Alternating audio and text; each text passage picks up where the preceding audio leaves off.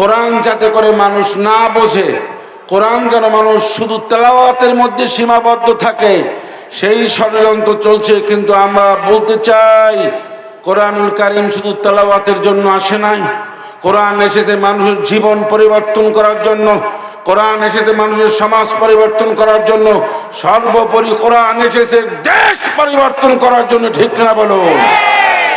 অতএব কোরআনকে যারা মহব্বত করো, কোরআনকে ভালোবাসো, আর কোরআন দিয়ে যারা সমাজ দেশ পরিচালনা করতে চাও না, এই সমস্ত মুনাফিকদেরকে আমরা পরিষ্কার করে বলতে চাই, আল্লাহ পাকের সিদ্ধান্ত হচ্ছে কোরআন দিয়ে দেশ চলবে, কোরআন দিয়ে বাংলাদেশ চলবে। ঠিক কিনা তাওহীদি জনগণ বলো?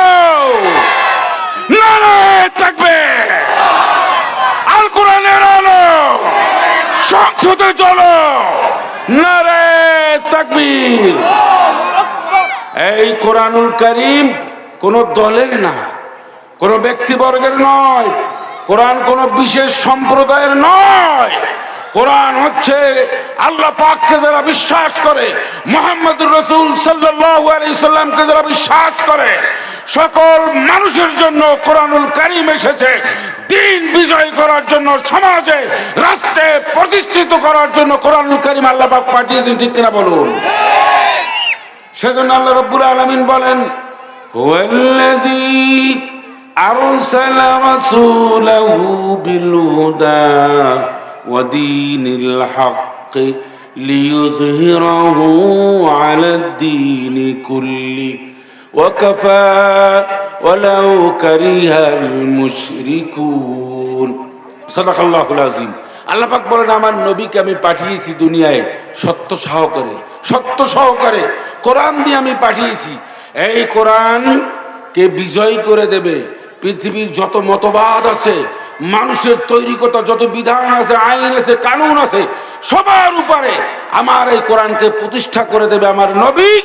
আর নবীর যত উম্মত আছে তারা সবাই কোরআন প্রতিষ্ঠার কাজে সক্রিয়ভাবে ভূমিকা পালন করবে। বলুন সুবহানাল্লাহ।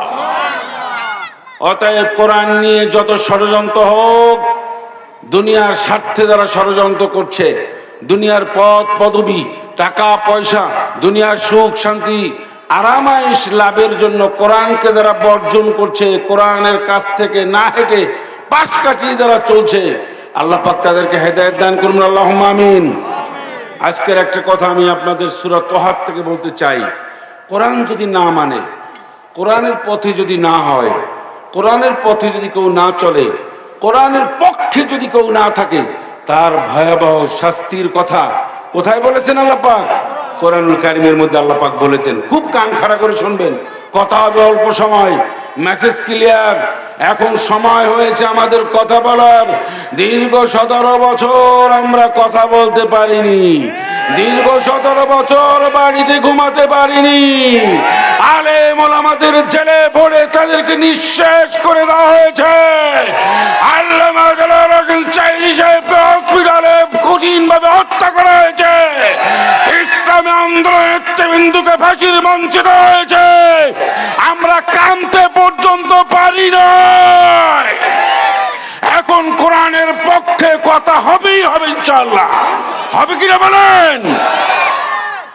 কোরআনুল কারীমের পক্ষে জন্য কথা বলছি, কারণ কোরআনের বিপক্ষে যারা কথা বলেছিল, কোরআনের বিপক্ষে যারা ছিল, কোরআনের বিপক্ষে বিরুদ্ধে যারা ছিল, তাদের অবস্থা আমরা দেখেছি সচক্ষে। একটা সময় পাইনি, 45 মিনিট মাত্র পেয়েছিল, খাদ্য সামগ্রী পারেনি, পালিয়েছে গাড়ি রেখে, পালিয়েছে বাড়ি রেখে, পালিয়েছে ব্যবসা প্রতিষ্ঠান রেখে। এর কারণটা কি? এই কারণটা আমি আপনাদের সামনে উল্লেখ করতে চাই। সূরা তাহার মধ্যে আল্লাহ পাক বলেন, ওয়ামান আরাদা আন যিকরি ফাইন্না লাহু মাঈশাতান দানকা ওয়া নাহশুরুহু ইয়াওমাল কিয়ামাতি আমা। সাদাকাল্লাহুল আযীম। আল্লাহ পাক বলেন, ওমান আরাদা আন যিকরি, যারা আমার এই কোরআন, জিকির মানে কোরআন, জিকির মানে কি? কোরআন। জিকির মানে আল্লাহর বিধিবিধান। আল্লাহর বিধিবিধান কোথায় আছে? কোরআনুল কারীমের মধ্যে আছে। আল্লাহ পাক বলেন, যারা আমার কোরআন থেকে দূরে থাকবে, কোরআন থেকে যারা বিমুখ থাকবে, কোরআন দিয়ে নিজে, ফ্যামিলি, দেশ, জাতি আর সরকারি বেসরকারি কোর্ট কাছারি, ব্যাংক, বিমা অফিস, আদালত যারা যারা কোরআন দিয়ে পরিচালনা করবে না, আল্লাহ পাক বলছেন অমানারদান যিকরি, কোরআন থেকে যারা দূরে থাকবে, কোরআন থেকে যারা বাইরে থাকবে, কোরআনের কথা বললে যাদের গা শিউরে, যাদের গায়ে জ্বালা ধরে, আল্লাহ পাক তাদেরকে বলেছেন ফাইন্নালাহু মাঈশাতান দানকা, আমি তাদেরকে রিজিক, এক নম্বর হচ্ছে তাদের টাকা পয়সা আমি কমাইয়ে দেব, টাকা পয়সা কমাইয়ে দেব, টাকা পয়সার মধ্যে একটা দুর্ভিক্ষ লাগাই দেব, আর তাদের জিল্লতি, লাঞ্ছনা, গঞ্জনা সব আমি তাদের উপরে চাপাই দেব। এখন আপনারা প্রশ্ন করতে পারেন, কোরআন বিরোধী যারা, তাদের তো অনেক সম্পদ আছে, হাজার হাজার কোটি টাকার মালিক, শত শত কোটি টাকার মালিক, তারা মিল, ইন্ডাস্ট্রি, হসপিটাল, অনেক কিছুর মালিক। তাহলে আল্লাহ পাক কেন বললেন আল্লাহ পাক ফাইন্নালাহু মাঈশাতান দানকা, আল্লাহ পাক লাঞ্ছনা, গঞ্জনা, রিজিক সব সংকীর্ণ করে দেবেন। এই এক, তাদের রিজিক দেবে, তারা ভক্ষণ করতে পারবে না। এই রিজিক, এই টাকা পয়সা তাদের জন্য তাদের জীবনের কাল হয়ে দাঁড়াবে। জীবনে এই টাকা পয়সা তাদের জন্য একটা বড় ধরনের আপনার বিষাক্ত সাপ। এই টাকা পয়সা তাদের জন্য একটা ক্যান্সার। তারা টাকা পয়সা দিয়ে নিজেরা না খেতে পারবে, না তাদের পরিবার পরিজন চলবে। এই টাকা পয়সাই হবে তাদের কাল। এখন আমরা দেখতে পাই এই টাকা পয়সা ঠিক কিনা বলুন, কাল হয়েছে কিনা? দরবেশ বাবার অনেক টাকা না? এই দরবেশ বাবা এখন কোথায় আছে? এইরকম বড় বড় যারা টাকা পয়সা কামাই করেছে, অথচ কোরআনের বিরোধিতা করেছে, তারা জায়গা জমি বাড়ি গাড়ি ঘর বউ ছেলে মেয়ে শুদ্ধ সব রাইখা নিজের জীবনটা বাঁচাবার জন্য উপরে তারা পাড়ি জমাইছে। ঠিক কিনা বলুন? তোমার টাকা তোমাকে বাঁচাইতে পারবে না, তোমার সম্পদ তোমাকে রক্ষা করতে পারবে না। কারণ হচ্ছে তুমি কোরআনের বিরোধিতা করেছ। কোরআনের পক্ষে যারা কথা বলেছে তাদের উপর তুমি স্টিম রোলার চালিয়েছ। তোমাকে আল্লাহ পাক বলেন আর ছাড় দেওয়া যায় না। সুতরাং টাকা পয়সা থাকলেই যে দুনিয়ায় সম্মান ইজ্জত হয়, এটা কি আপনারা এই বর্তমানে 5ই আগস্টের পরে আপনারা কি দেখেছেন কি দেখেন না? বলেন, দেখছেন? আল্লাহ পাক বলেন আমি যখন ধরি, খাবার সামনে থাকে খেতে পারো না, গহনা গাঠি আর যত তোমার পছন্দনীয় জিনিস সব কিছু রেখে পালিয়ে বেড়াবে। আল্লাহ পাক বলেন এর কারণ হচ্ছে একটাই, সেটা হচ্ছে কোরআনের বিরোধিতা করেছো। কিসের বিরোধিতা? কোরআনের বিরোধিতা করার কারণ এইটা। এক, এ হলো দুনিয়ায় শাস্তির আরো অনেক রয়েছে, আমি একটু শর্ট করে বললাম। অনেক শাস্তি রয়েছে তার। এর মধ্যে লাঞ্ছনা, গঞ্জনা, অপমান, তারপরে দুর্ভোগ এবং টাকা পয়সা, রোগ ব্যাধি, নানান ধরনের জটিলতা দিয়ে আল্লাহ একেবারে তছনছ করে দেবে তার পরিবার, তার দেশকে, যারা কোরআনের বিরোধিতা করে। 2 নম্বর হচ্ছে আখিরাতে তাদের শাস্তি হচ্ছে কি? ওয়ানাহশুরুহু ইয়াউমাল কিয়ামাতি আমা, তাদেরকে কিয়ামতের দিন আল্লাহ পাক অন্ধ হিসাবে উঠাইবেন। কি হিসাবে? অন্ধ, কানাপাটি, ওই যে আপনার অন্ধ। এই অন্ধের দল কিয়ামতের দিন দেখবো আমরা। কিভাবে অন্ধ? এক, হয় তাদের চোখ থাকবে না, আর 2 নম্বর অন্ধ হচ্ছে, 2 নম্বর অর্থ তাফসীরের মধ্যে এসেছে, তারা কোনোভাবে আলোর পথ অর্থাৎ জান্নাতের পথ তারা দেখতে পাবে না। তারা হাসরের ময়দানে উঠেই তারা দেখবে সব অন্ধকার, সব দিকে বিপদ, সব দিকে সমস্যা, অর্থাৎ তাদের 1 সেকেন্ডের জন্য স্বস্তি দেবেন না হাসরের ময়দানে। আল্লাহু আকবার বলুন। তাহলে তোমার টাকা পয়সা, তোমার এত ধন দৌলত, তোমার ক্ষমতা, তোমার দাপট, তোমার বংশের দাপট, তোমার ক্ষমতা, এত কিছু, শিক্ষা দীক্ষা, সৌন্দর্য, কি লাভ হইল? কিয়ামতের দিন যদি তোমাকে আল্লাহ রাব্বুল আলামিন কোনো ধরনের কোনো ছাড় না দেন, কোনো ধরনের কোনো সুযোগ সুবিধা যদি তুমি না পাও, তাহলে তোমার এই টাকা পয়সা সম্পদ, এত হুঙ্কারের দাম কি? তুমি যে হুঙ্কার দেখাইলাম, তুমি যে হুঙ্কার দাও, তুমি যে মানুষের উপরে স্টিম রোলার চালাও, মানুষের উপরে যে তুমি যে অত্যাচার, জুলুম, নির্যাতন, নিপীড়ন আর গায়েবী হত্যা মামলা অনেক কিছু চাপাও, লাভ কি? তুমিই তো এখন তোমার অস্তিত্ব নাই, ঠিক কিনা বলেন? অন্যায় করা যাবে না, অন্যায় আল্লাহ পছন্দ করেন না। কাউকে কষ্ট দেবেন না, আল্লাহ কাউকে কষ্ট, যদি আপনি কাউকে কষ্ট দেন, রাতের আধারে দুই চোখের পানি ফেলে আল্লাহর কাছে বিচার দেবে, সাথে সাথে আপনার আল্লাহর দরবারে ব্ল্যাক লিস্টে আপনার নাম উঠে যাবেই যাবে। সুতরাং কিয়ামতের দিন, ওয়াহশুরু ইয়াউমাল কিয়ামাতি আমা, কিয়ামতের দিন সে অন্ধ হয়ে উঠবে। আমরা কি কোন কিয়ামতের দিন অন্ধ হয়ে উঠতে চাই? আমরা কি কিয়ামতের দিন অন্ধ হতে চাই? না, আলো চাই, হেদায়েতের আলো, জান্নাতের আলো। সুবহানাল্লাহ বলুন। এই অন্ধ হয়ে কিয়ামতের দিন উঠবে। এখন অন্ধ হওয়ার পরে মানুষ প্রশ্ন করবে, আল্লাহ তাআলা, আমরা তো চক্ষুষ্মান ছিলাম, পথ দেখতাম, পথ পেতাম, আরে পথ পদবি টাকা দিয়ে কিনতাম, আরে যা ইচ্ছে তাই তো করতাম, এখন তো কোনো ধরনের কোনো শ্বাস ফলাবার সুযোগ নাই, এখন কিং কর্তব্য বিমূঢ় হয়ে গেলাম। আল্লাহ রাব্বুল আলামিন বলেন, قال رب لما حشرتني أعمى وقد كنت بصيرا। আল্লাহ, আমরা চক্ষুষ্মান ছিলাম, কিন্তু এখন আমাদের এই অবস্থা কেন?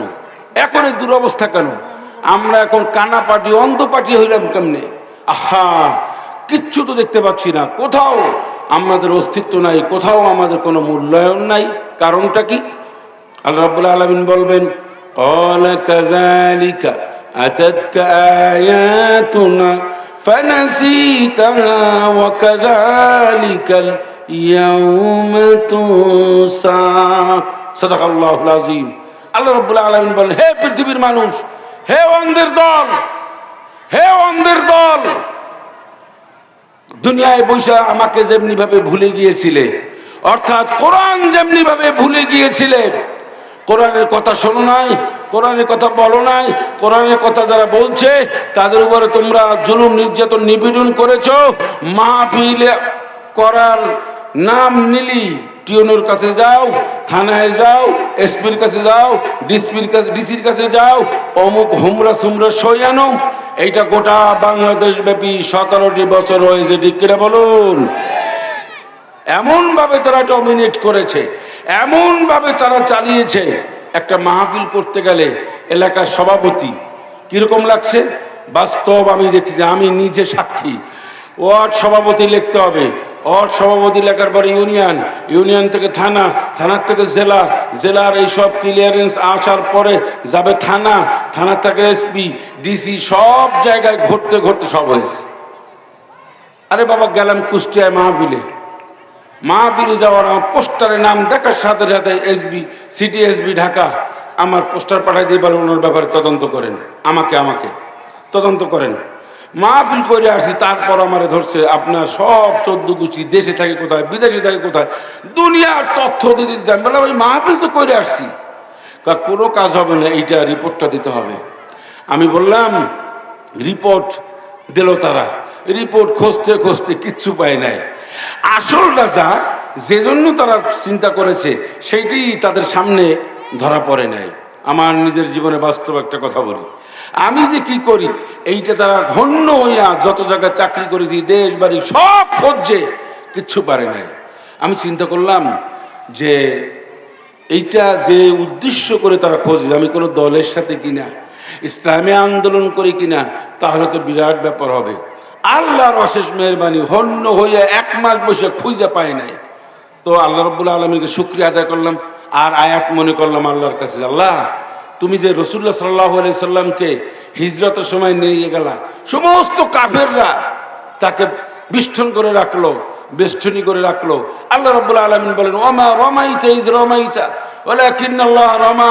হে নবী, এক মুষ্টি বালু নেন, বালুটা নিক্ষেপ করুন, কাফেরদের চোখে পৌঁছে গেল, কাফেররা সবাই চোখ জ্বলা শুরু করলো, আর নবী বেরিয়ে গেলেন। সুবহানাল্লাহ বলুন। রাসূলুল্লাহ যখন পাহাড়ের উপরে ছিলেন, কাফেররা চতুর্দিক থেকে খুঁজছে, নবীজি তাদের পায়ের আওয়াজ শুনছে, সব জায়গায় হন্য হইয়া খুঁজছে, কিন্তু রাসূলুল্লাহ সাল্লাল্লাহু আলাইহি সাল্লামকে তারা দেখে নাই। কারণ আল্লাহ পাক যদি কাউকে নিরাপত্তা দিতে চান, আল্লাহ এভাবেই নিরাপত্তা দেন। তো বলেছিলাম কিয়ামতের দিন আল্লাহ রাব্বুল আলামিন তিনি কি বলবেন, ওয়াকাযালিকা, যে তোমরা আমাকে যেমনি ভাবে ভুলে গিয়েছিলে, কিয়ামতের দিন আল্লাহ পাক বলবেন দুনিয়ায় যেভাবে ভুল গেছিলে, দুনিয়ায় যেভাবে আমাকে ভুলে গিয়েছিলে, আজকেও আমি তোমাদেরকে ভুলে গিয়েছি। কোরআনকে ভুলে গেছিলা, কোরআন তেলাওয়াত করো নাই, কোরআন পড়ো নাই, কোরআন প্রতিষ্ঠার কাজে তুমি অংশগ্রহণ করো নাই। অথচ আল্লাহ রাব্বুল আলামিন প্রত্যেকটা মানুষকে কোরআন পড়ার, কোরআন মানার হুকুম দিয়েছে। কি বলুন, কি হুকুম দিয়েছে? কোরআন পড়ার এবং কোরআন মানার। কিন্তু আমরা আশ্চর্য বিষয়, কোরআন থেকে দূরে আছি। কোরআন থেকে দূরে থাকার কারণেই আজকের এই সমাজে, আজকের আমাদের এই ঘনে ধরা সমাজে সমাজটা শেষ হয়ে যাচ্ছে। ছেলেরা শেষ হচ্ছে, মেয়েরা শেষ হচ্ছে, সংস্কৃতি শেষ, দেশের শিক্ষাঙ্গন শেষ। এমনভাবে শিক্ষাঙ্গনে তারা সিলেবাস করেছে, ডিম ভাজি করে খায় কেমনে, আলু ভর্তা কেমনে করে, তারপরে এইটা করে কেমনে, সেইটা করে কেমনে, অথচ কোরআনের কোনো কথা নাই। ছেলেদের মেয়েদের এমন সব গল্প, এমন সব ইন্টারনাল এক্সটার্নাল এমন সব জিনিস ঢুকিয়েছে, ছেলে মেয়েরা যাতে করে এই মোবাইলের দিকে, তারপর নানান ছবির দিকে, সিরিয়ালের দিকে আকৃষ্ট হয়। কিন্তু কোরআনের কথা, চরিত্র গঠনের কথা ওই সিলেবাসের মধ্যে ছিল না।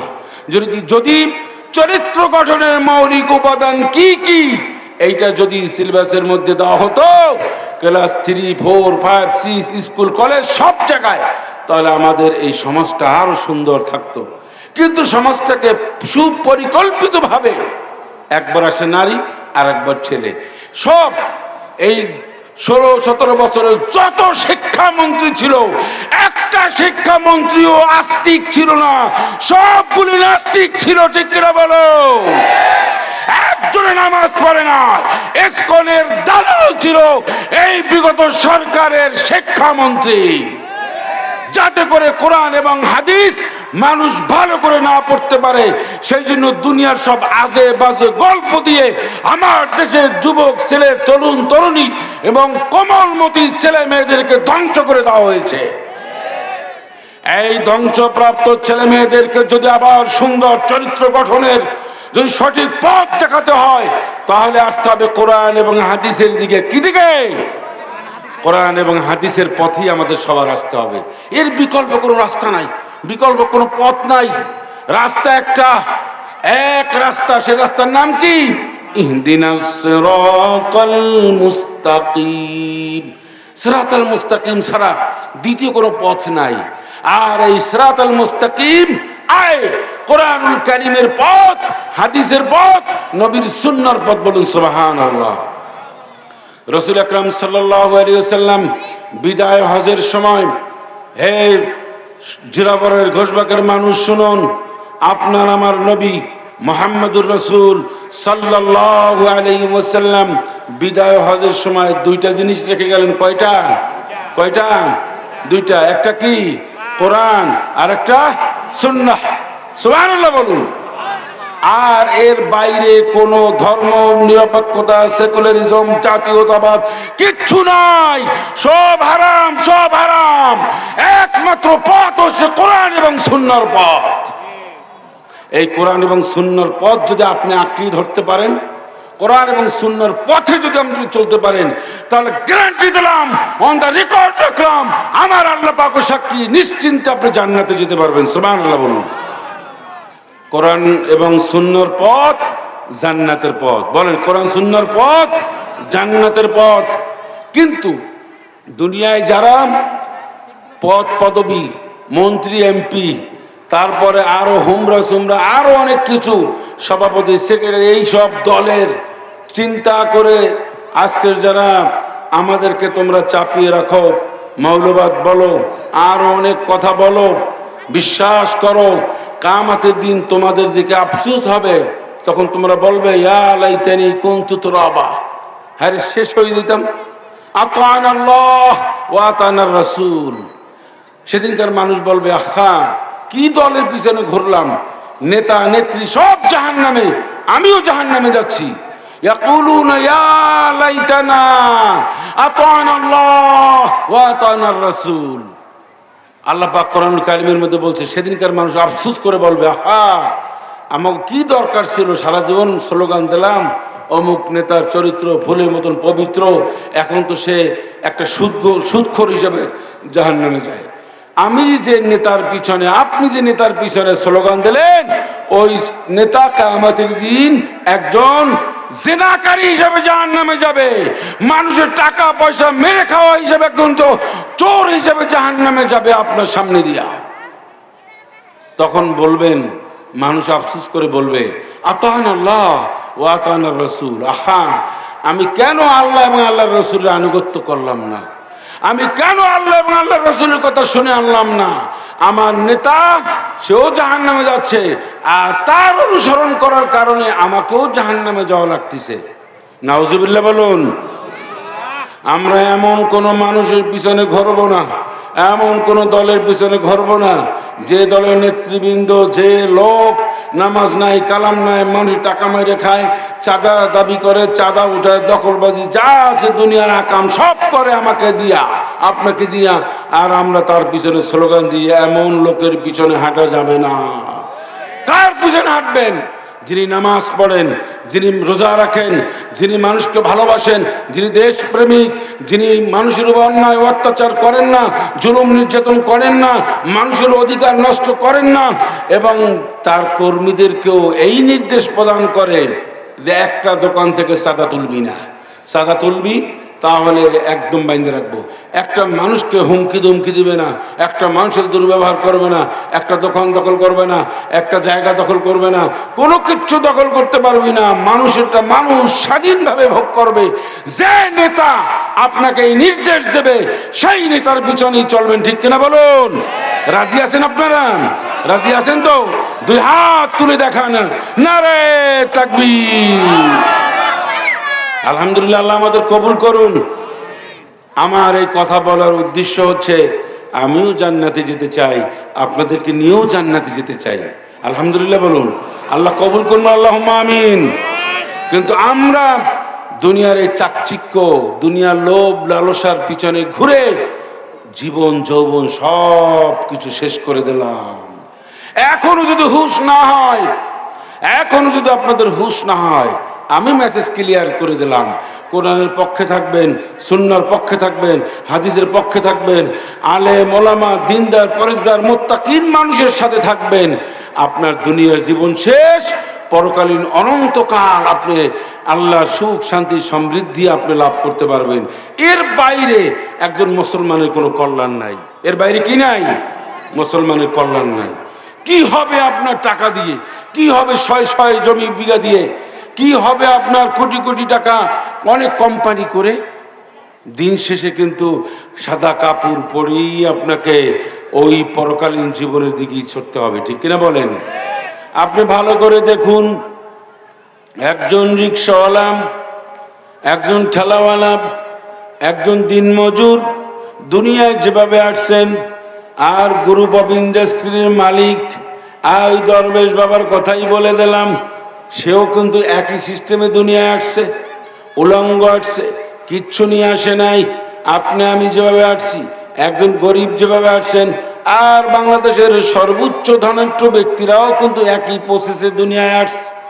আর সর্বশেষ যাওয়ার সময়ও ঠিক এক, আসার সময় যে প্রসেস, যাওয়ার সময় ঠিক ওই রকম। যত টাকার মালিক হন, যত পয়সার মালিক হন, ক্ষমতার মালিক, 3বার 4বার এমপি মন্ত্রী অনেক কিছু ছিলেন আপনি, কিন্তু দুনিয়ার থেকে চলে যাওয়ার সময় কিচ্ছু নিয়ে যেতে পারবেন না। একজন ঠেলাওয়ালা যেমনি ভাবে যাবে, একজন রিক্সাওয়ালা যেমনি ভাবে যাবে, আর আপনি এমপি মন্ত্রী অমুক দলের সভাপতি সেক্রেটারি কেন্দ্রীয় হাবি জাবি এই যা আছেন আপাদরা সব একই নিয়মে যাবে, ঠিক কিনা বলুন? আলাদা দেবে না, আলাদা যাওয়ার কোনো সুযোগ নাই, আছে নাই? তাই যদি হয় তাহলে মাঝখানে সময়টা এত লাফালাফি করেন কেন? এত লাফালাফি করেন কেন? এত চোখগরম কেন? এত আলেম ওলামাদের উপরে এত আক্রোশ কেন? আলেম ওলামারা কোরআনের কথা বলে, হাদিসের কথা বলে, এইটা বললে তো ও ব্যবসায় ভাটা। মাজারের বিরুদ্ধে বললে, ঘুষের বিরুদ্ধে বললে, সুদের বিরুদ্ধে বললেই ওরা আলেম ওলামারা খারাপ। তা আলেম ওলামার খারাপ, এটা কি করবে? লাগাই দাও তকমা জঙ্গি, লাগাই দাও সন্ত্রাসী, দেশের বিরুদ্ধে তারা ষড়যন্ত্র করে। আলেম ওলামারা যদি দেশের বিরুদ্ধে ষড়যন্ত্র করে, আরে সলিমদ্দি কলিমদ্দি, তুমি আমাদের টাকা নিয়ে বেগম পাড়ায় বাড়ি করলা আর আমাদেরকে বলো আমরা ষড়যন্ত্র করি। ইফতার মাহফিলে ইফতার করতে গিয়ে ধরে নিয়ে আসে, কোরআনের একটা বৈঠক থেকে ধরে নিয়ে আসে। কি ব্যাপার? এরা জঙ্গি, এরা সন্ত্রাসী, এরা ষড়যন্ত্র করছে, সরকার উৎখাতের ষড়যন্ত্র। এই কথা শুনতে শুনতে আমাদের কান ঝালাপালা হয়ে গেছে না? এই কথা আমরা শুনেছি না? 17 বছর এইটা এমন ভাবে মুখস্থ করাইছে, এটা আমরা ভুলে যেতে চাই। এই 56,000 বর্গ মাইল আলেম আউলিয়া পীর বুজুর্গ এবং তাওহীদবাদীদের এই 56,000 বর্গ মাইল, ঠিক কিনা বলুন? এই দেশে ইসলাম বিরোধীদের ঠাঁই নাই।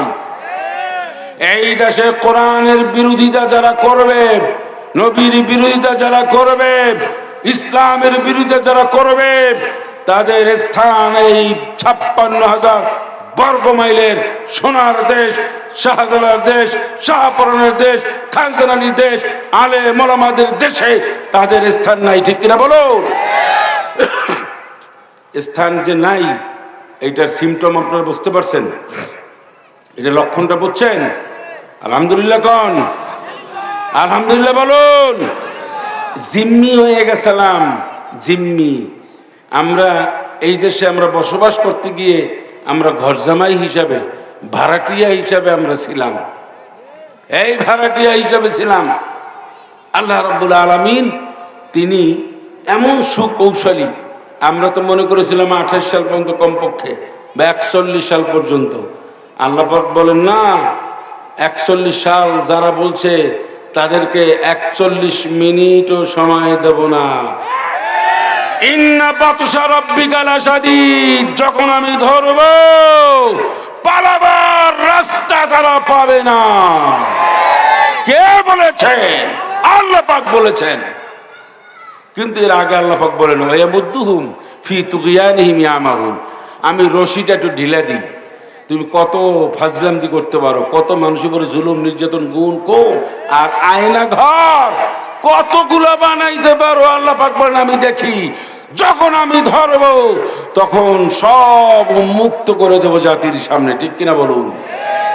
এমন অন্যায় আমরা কেন করব?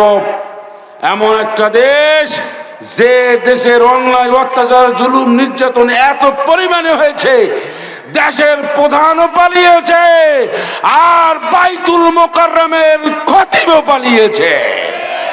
বিশ্বের আমি বহু জায়গায় গিয়েছি, বহু ইতিহাস পড়েছি, জাতীয় মসজিদের খতিব পালিয়ে যায়, সরকার পরিবর্তন হওয়ার সাথে সাথে। এই দৃষ্টান্ত গোটা বিশ্বের কোথাও নাই।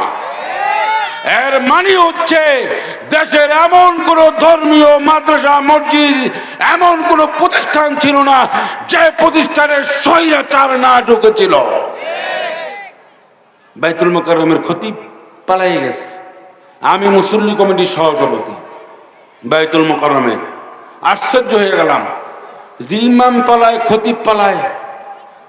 আর এর মানে হচ্ছে এমন অন্যায় অত্যাচার করেছে, এমন তেল দিয়েছে কওমি জননী কইয়া, বাজারে হঠাৎ করে তেলের দাম বেড়ে গেল। কারণ কি?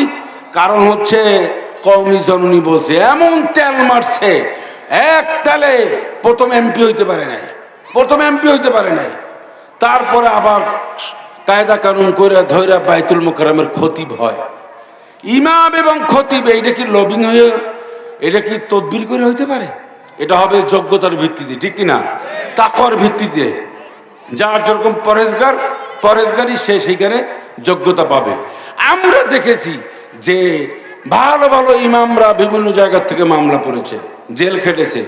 আমি ইমাম সমিতির সভাপতি হিসেবে বলি, গত 17 বছরে প্রায় 50,000 ইমামের মতন তাদেরকে মামলা মোকদ্দমা দিয়ে তাদেরকে হয়রানি করা হয়েছে এবং অসংখ্য ইমামদেরকে জেলখানার মধ্যে রয়েছে। আমার কাছে সব তালিকা আছে। দিনটা হলি খালি ফোন আসতো, অমুক ইমামরে গ্রেপ্তার করেছে, অমুক ইমামের বিরুদ্ধে মামলা হয়েছে, অমুক এই সেই সব জায়গায়। আপনাদের আশুলিয়ায়ও আমার অনেক ইমামদেরকে তারা জুলুম নির্যাতন নিপীড়ন করেছে, জেল পর্যন্ত তারা ছিল। এই তদবিরগুলা এইগুলো সব দেখাশোনা আমি করেছি, আলহামদুলিল্লাহ। গোটা বাংলাদেশের ইমামদের এই অবস্থা ছিল। তো যাই হোক, জাতীয় মসজিদের খতিব পালাইছে আর তার নেত্রীও পালিয়েছে।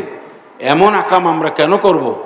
এমন কাজ আমরা কেন করব যে কাজের কারণে, যে দুশ্চরিত্রতার কারণে আমার মসজিদ থেকে পালাইতে হয়? অতএব অন্যায় করা যাবে না, জুলুম করবেন না। জুলুমকারীদের পরিণাম ভয়াবহ। আল্লাহ কোরআনে বহু জায়গায় বলেছেন। আজকের আপনার ক্ষমতা আছে, আজকের আপনার বংশের মর্যাদা আছে, আপনার আজকের অনেক কিছু আছে, অসহায় মানুষের প্রতি কখনো আপনি চোখ রাঙিয়ে তাকাবেন না। আপনি যদি চোখ রাঙিয়ে একজন অসহায় মানুষের দিকে তাকান, আল্লাহ পাকের রহমতের দৃষ্টি আপনার উপর দিকে সরে গিয়ে আল্লাহর কঠিন শাস্তির দৃষ্টি আপনার উপরে চলে আসবে, তখন কিন্তু আপনি টিকতে পারবেন না। কত নেতা দেখলাম, কত নেতা নেত্রী দুনিয়া থেকে বিদায় নিয়েছে, আজকে তাদের অবস্থা শেষ। কিন্তু কিয়ামতের দিন আল্লাহ রাব্বুল আলামিন প্রত্যেকটা জিনিসের জাররা জাররা পরিমাণে বিচার করবে। আপনি ভালো করে একটা কথা শুনুন, ভালো করে মনে রাখবেন।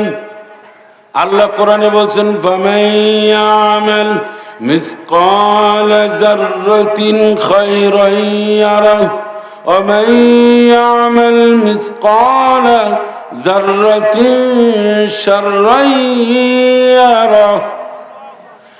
আল্লাহ রাব্বুল আলামিন বলেন, হে পৃথিবীর মানুষ, এক জাররা পরিমাণে যদি ভালো কাজ করো, এক জাররা, এক জাররা কাকে বলে? একটা বালুকণা। একটা বালুকণাকে আপনি 70টা ভাগ করবেন। কয়টা? 70।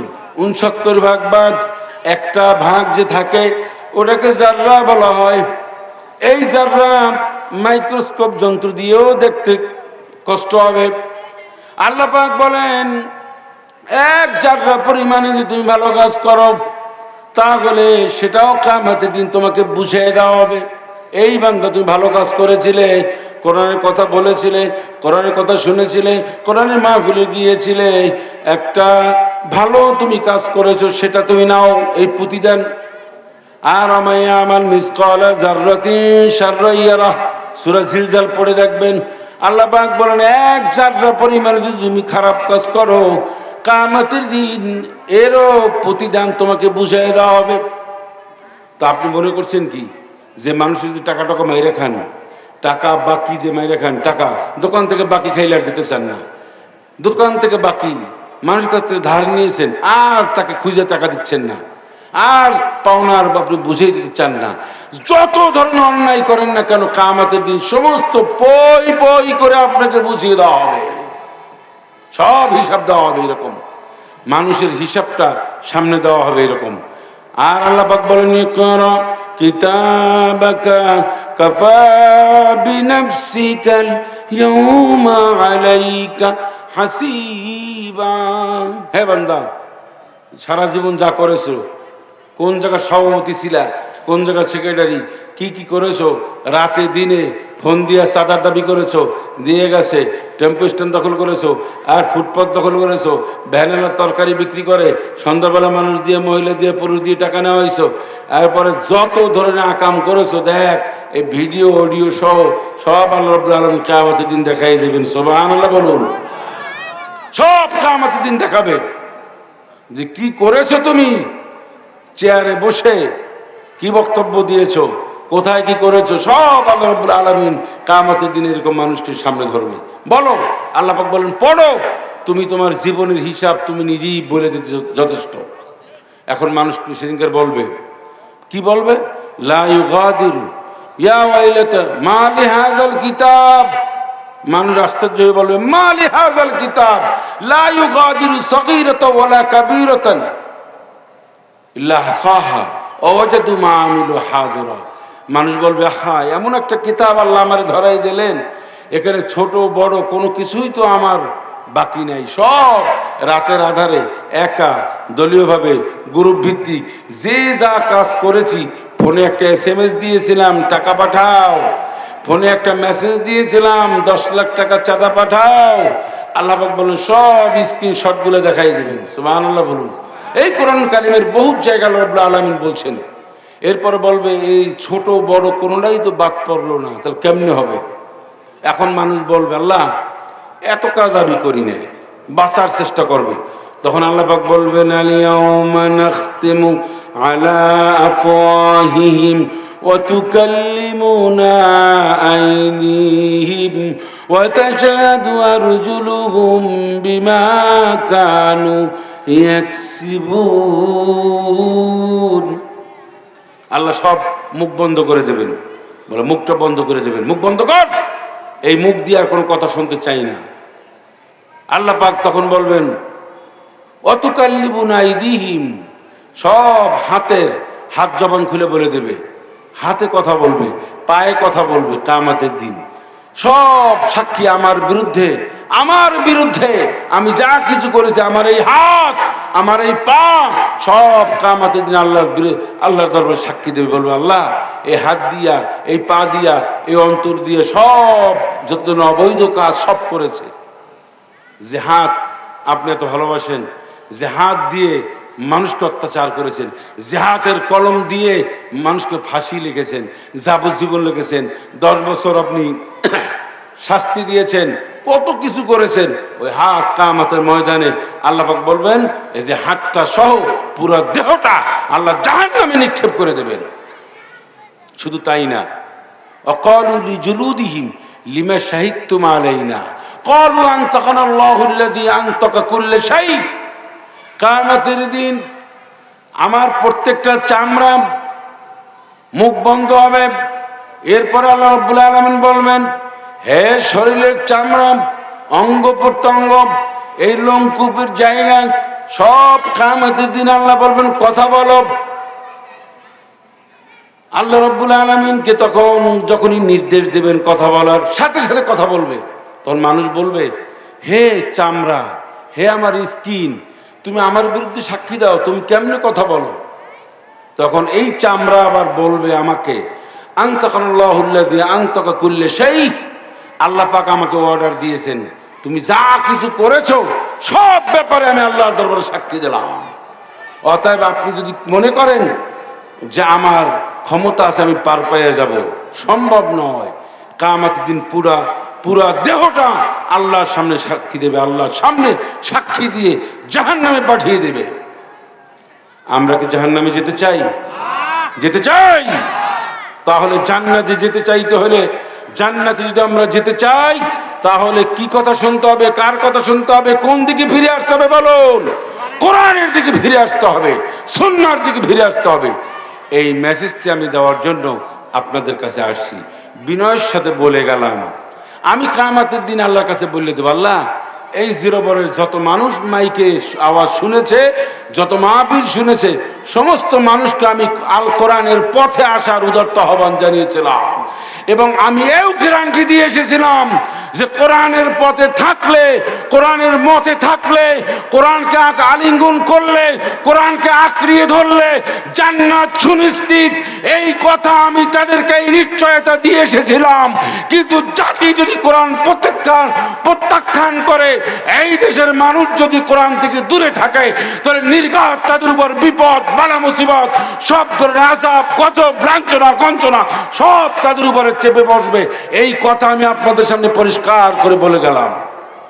এখন আপনি সিদ্ধান্ত নেন, আপনি কোরআনের পক্ষে, হকের পক্ষে, ইসলামের পক্ষে থাকবেন, জালিম এবং দুনিয়ার মতবাদের পক্ষে আপনি থাকবেন। এই সিদ্ধান্ত নেওয়ার মালিক আপনি।